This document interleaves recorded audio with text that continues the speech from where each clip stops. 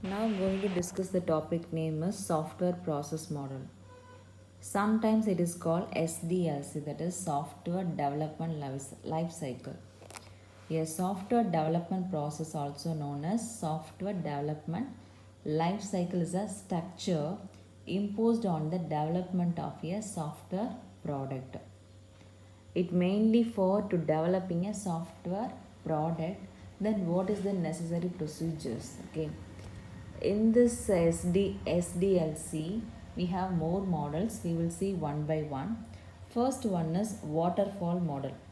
A waterfall model is a sequential model that divides into different phases. Okay, there are 6 phases. What are the phases? Requirement analysis, system design, implementation, system testing, system deployment, and system maintenance. Requirement analysis is nothing but if I want to create one product means first what is the necessary of this product, why we this product is needed, first decide. Then after that, what is the requirement? If I develop one product, this product I am going to sell to my client. Okay, then what is the needed for the particular client? First know the requirements. The requirements is nothing but specifications. What are the specification needed for particular product? These specifications is gathered from client. Next one is system design. In this design, we have to decide which language is best for this product. Then which database is the best for that. We have to decide. This is the system design. Next one is implementation and testing. In this part, mainly important for coding development. Okay, we developed the coding for if I create a WhatsApp means what is the necessary. I want to send a chat with my friends, chatting, and then text. Then I have to add images. Then I have to send videos. So several part. Then each and every part, what is the coding? What are the codings are needed? That is the system testing and implementation. System deployment. Deployment means which environment best for the correct work. I developed my project, then I have to test which environment. I am creating for only mobile means some mobile environment is best. I am creating both mobile and PC means it going to use the both models, both environment. Okay, deployment means correct work in perfect environment to check whether it is possible or not, whether it is work or not. Next one is a system maintenance. In this part, how to use, we will guide how to use, then what is the procedure for operating these fields. Then if any client need extra specifications means system maintenance only system maintenance only the solution. Whatever clients need or any ask any more queries or more specifications means they only help them. That's all 6 phases. In this model, some disadvantages. What are the disadvantages? Are not change friendly, poor resource allocation, communication gap can result in disaster, need crystal clear requirements, no working model of the software will be available until all phases are finished. These are the disadvantages in this model. So we move to the next model, that is V model.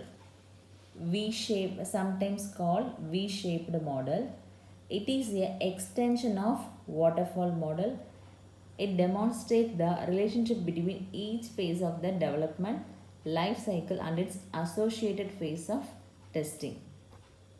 It emphasizes on test driver software development. This testing of the software is planned in parallel manner. Okay, you see this structure is look like a V shape. That's why we call this method as a V model or V shaped model. Okay, here first one is the requirement analysis, then system design, architecture design, model design, coding, then testing, integration, system testing, acceptance testing. In between acceptance test design, then system design, then integration test design, unit test design. Here also specifications are done by requirement analysis, then designing part are processed in the system design, then architecture design, here memory, then protocols, what are the protocols used, how much space specified for each modules. These are the included in the architecture design. Then next one is models, how many models are needed for this particular project, then how to split the modules, then how to grouping the models, all this done by then model design. Then coding, after developed coding, it's whether it is correctly work or not, to going to test through the help of unit test, then integration testing, after that system testing. Finally the all is over means we will get the result, the acceptance testing.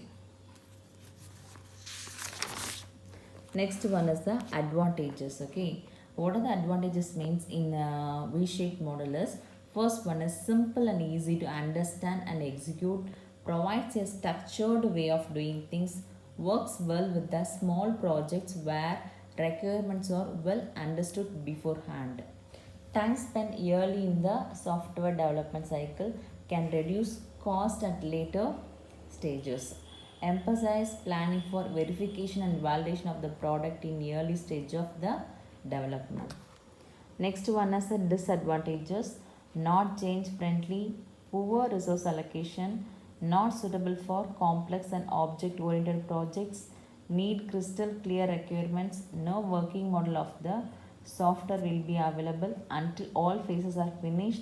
It might be difficult to foresee all the risks which will come in later stages of development. Next, third model is prototyping model.